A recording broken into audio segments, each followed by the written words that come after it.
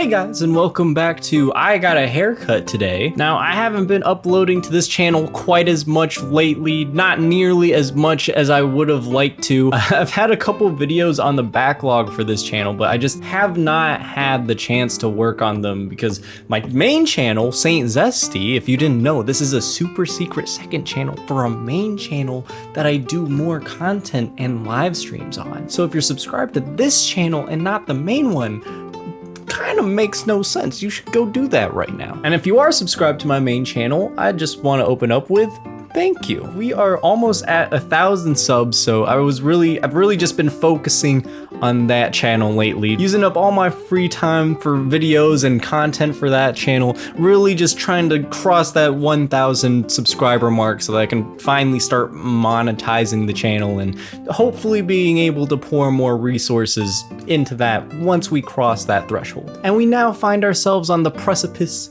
of that 1,000 subscriber mark. So I just want to say an early thank you. There will be some like actual 1,000 subscriber special either on this channel or the main channel. I still have to decide. But if you're part of the Discord or watch the streams, then I'm sure you already know details about that. Just wanted to say all that because I really do appreciate every one of you, and it's been a long journey. Anyway, that's one of the reasons I haven't been uploading to this channel. The second reason is because I've been playing Final Fantasy X. Now, if you've never seen a video game before, Final Fantasy X is the 10th-ish entry into the Final Fantasy series, one of the most important RPG series to the gaming industry, and Final Fantasy X is one of the most beloved entries in that series. It came out in 2001 and my camera's about to die. Oh no, what am I gonna do? Am I gonna have to switch cameras? Wait, why haven't I been recording with this camera? This like looks good. I should probably use this camera more often. It just kind of sits. Anyway, as I was saying before, I was so rudely interrupted by my camera's battery dying. Final Fantasy X is one of the most beloved entries into the Final Fantasy series. It revolutionized the series in several ways,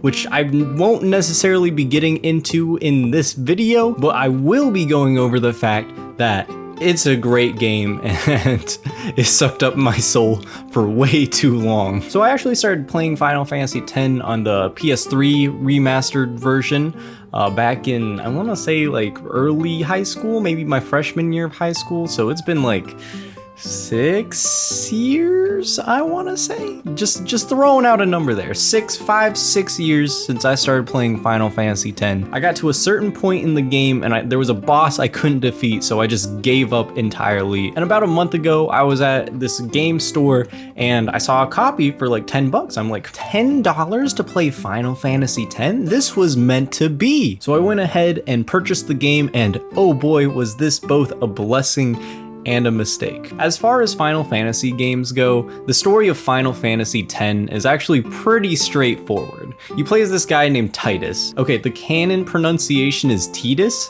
but I think collectively the fan base has decided that that is not correct, so we're gonna call him Titus because that is the right way, even if the developers don't say it that way. So you play as this beach blonde dude named Titus, and he's a professional blitzball player. Now, I'm not gonna go into the nitty-gritty of made-up sport, but just think water polo for now, and that's gonna be a good enough description for anyone who doesn't know what blitzball is. But if you do know what blitzball is, then you're not lost at all, and you don't need this explanation in the first place. So he's a professional blitzball player, he's playing his blitzball game, and out of nowhere, this giant entity that is called Sin attacks his city, and he's sent 1,000 years into the future where people are constantly living in fear of this entity called Sin, because he basically just goes around the planet and fucks shit up. You have to prepare to hold back tears every time he shows up on screen, because he usually just shows up to completely destroy a town and kill a bunch of people. And it's really sad, it's really tragic, and it's understandable why people do not like this whale thing.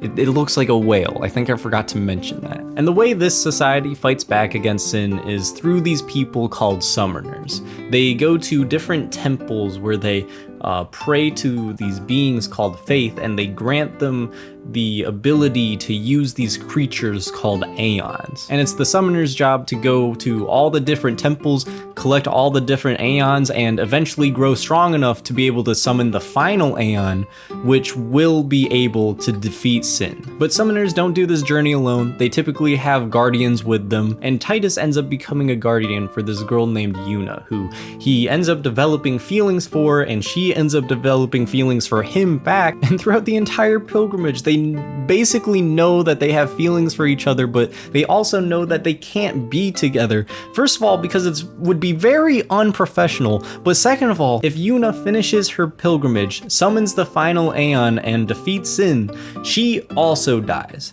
She gets yeeted off the surface of the planet and sent to the Shadow Realm, or probably not the Shadow Realm, probably somewhere a little nicer than that, because she's a very lovely, nice lady. But yeah, she's basically just going through this entire thing, waiting to get bonked for the greater good. There's a lot more to the story than that, but that's the general idea of it, and it's easily one of my favorite stories in a Final Fantasy game. Probably also just in games, in any game in general. It's cute, it's lovey-dovey, it's corny as hell, but goddamn does it pull at those heartstrings. The story also delves into a lot of unexpectedly heavy themes, like just straight up racism. It tackles racism head on. There's a lot of religious themes throughout the game, especially themes focused on the dangers of blindly following a religion, the dangers of having no leeway in the rules that you follow, the dangers of not questioning the people who lead you in the religion. And the game is constantly posing this question to the characters of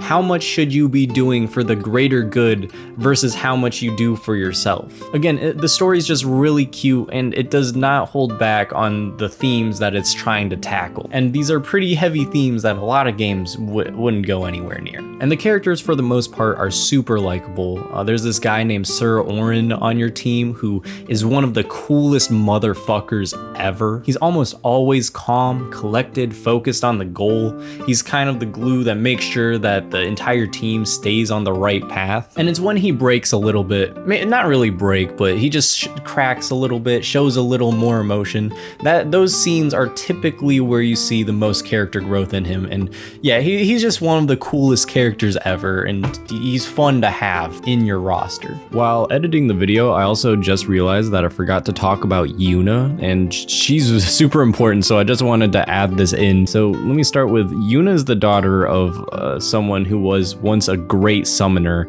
and is heralded as a hero by the community. And Yuna is doing her own pilgrimage, following in her father's footsteps, and she's struggling with all of the different comparisons to her father that people make. She struggles to live up to his name, and as you get further through the story, she starts struggling with the idea that maybe the path that she takes shouldn't be the same as her father's. So yeah, just wanted to add that in there because she goes through a wild character arc, and her backstory and just her character is really interesting. I think it's also important to mention that this game came out in 2001 originally. I played the remastered version, so the visuals look a lot better in most places. For the most part, the game looks a lot better than the original, but I think specifically in like character models, it still looks a bit wonky.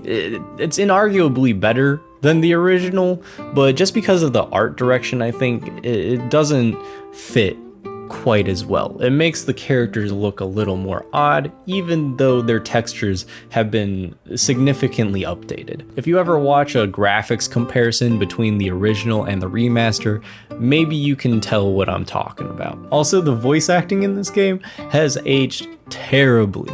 It's not good. It's not very good. It's sufficeable. And that's not to say the voice actors are bad. The voice actors themselves do a really good job for the most part. It's just the way the cutscenes in the game spits out the dialogue. It's a little clunky and wonky at times. And sometimes they have to speed up the voice actors' voices to make it fit the scene. Those points are so jarring. It's so weird. It'll really take you out of it sometimes. There's a lot of jank to the game because it did come out in 2001. Again, in the context of that year, this game was revolutionary, but it admittedly has not aged very well in terms of presentation. But if you can look past the 2001 jank, the game is so good. The battle system is one of my favorites in any RPG ever. It's almost a turn-based battle system, but you get to see the order in which the characters get to move. And depending on each character's speed and the different moves that they decide to use, they'll switch positions on the board. Like if you use a really strong attack, your character's next turn might get a little delayed, or if you decide to just use an item as opposed to doing an attack, then your next turn might move up on the chart a little bit. You can use different abilities to speed up your character so that they get more turns in. You can slow down your enemies so that their turn doesn't come up as often. It's a really interesting battle system. It's a nice twist on the classic turn-based style. And it's just so much fun to plan what attacks you're gonna do, what items you're gonna use, in what order you're gonna do all of that in. All based on the context of knowing when your character is going to be able to move next. So I guess to summarize, Final Fantasy X has been an amazing experience. It sucked up my life for a good portion of time. It kind of reminds me of the time that I really got into watching the show called Monster. I made a video about that on my main channel where I talked about how I started watching that show, and the storytelling was so good and it engulfed me so much that I put off basically just my life to watch that show. And what happened with Final Fantasy X was very similar. I wouldn't say as extreme as when I started watching Monster, but still, I probably could have put more time towards other things like my YouTube channel, like this channel, as opposed to playing Final Fantasy X until 4 in the morning every day. But no worries, I finally finished it. I'm ready to make more videos. I'm ready to do other things with my life other than play Final Fantasy X. It was a good journey while it lasted, but I'm glad it's done because I get to have life back. And I'm so excited for that. Anyway, thanks for watching this video. I hope it wasn't too all over the place for you, and I hope you enjoyed it. Again, subscribe to the main channel. We're not quite at 1,000 subscribers yet, but we're almost there, and I'm so excited to finally hit that number. So again, subscribe to that channel if you want to. In my most recent video on my main channel, I talk about Flash games. So if you've ever played a Flash game before, maybe you would enjoy it. And you can also subscribe to this channel too, if you haven't already. That's also an option. In the meantime, I hope you guys have an awesome rest of your life, and I'll see you later. Bye-bye.